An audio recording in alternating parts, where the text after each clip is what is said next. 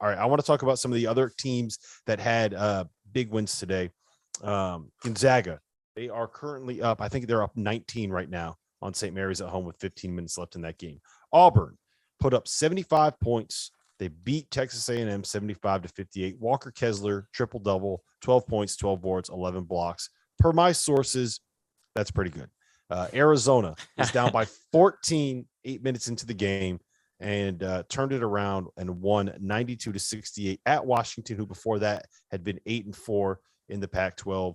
Duke went into Boston College and beat up on the Eagles. Sweeney, which of these elite teams were you the most impressed by today?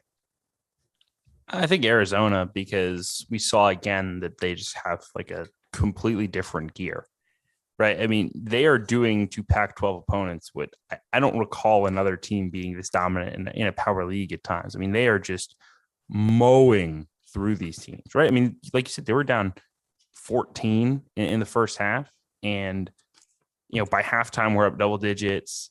By 10 minutes left in the game, it's completely over, right? I mean, they are capable of going on 40 to 10 runs. And again, Washington's not a great team.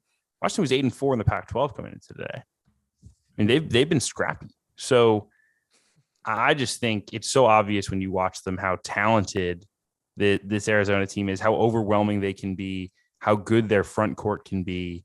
And today was just another reminder of just how dangerous Arizona can be come March. They portended the scrappiness, Pro. Which of those elite teams were you the most impressed by? I could co-sign on Arizona for sure. It seems like week to week, every week to week, the weeks go by every Saturday and you kind of reflect on the week. It's like, golly, man, the more you want to watch them, the more you want to hype them up, the more you want to make them a legitimate number one seed and a team that can play in New Orleans, the Final Four, and have a legit chance to win a national championship. But the one thing about Auburn, I will say, and obviously it's always Kessler and it's always Jabari Smith. Flanagan had 16 points today. And now if he can start coming along, because he was really the hype guy coming this season. He was the guy that a lot of NBA people were, looking at. And obviously he had the injury, so he had the late start. But if they can throw him into the fray where he becomes a legit double-figure scorer, man, I tell you what, Auburn can really continue to, their ceiling can continue to really, really grow. And so Auburn, a great bounce back today, but Arizona just continues to impress me. Yeah, so there were two things that really stood out to me about that Auburn game because they were going to be the team that I was going to pick to be the most impressive. The first one was Allen Flanagan. We know what Walker Kessler is, right? And we know what Jabari Smith is when he's playing well. He hasn't played great in recent weeks, but I mean, he's the potential number one pick for a reason. But the two things that stood out to me was one, Allen Flanagan starting to figure things out a little bit. He was 5 for 11 from the floor. He led the team in field goal attempts. He led the team in free throw attempts. It felt like he was getting a little bit more aggressive. That was the guy that coming into the season, we're like, okay, if someone's going to be first team all SEC on this Auburn roster, it's going to end up being Allen Flanagan.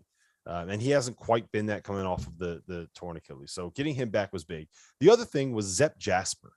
And Sean Miller made this point on, I think it was Tuesdays After Dark, that part of the reason why they're struggling with Wendell Green out there as much as they had him out there is because Zep Jasper missed the last couple of games. Now, Wendell Green is a perfect change of pace point guard. You bring him in, he's going to get shots up, right? You want him to be that microwave scorer coming off the bench. Zep Jasper is the dude that's going to set everybody else up. He's not looking to shoot. He's not looking to score. He's not looking to create. He doesn't want to put the ball on the floor. He just wants to kind of get you into what you do and get the other guys in a position where they can make a play.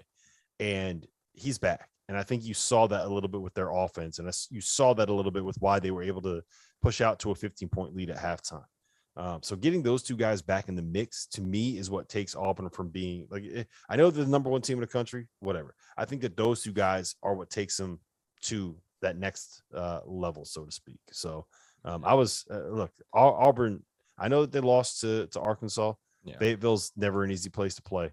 But I was really impressed with this Auburn team was today. Yeah, I don't think, as good as Kentucky's playing, I still don't know if they can catch Auburn because of the way the schedules fold for both teams. I just don't know if I see Auburn losing another game. It's hard to win in Bud Walton.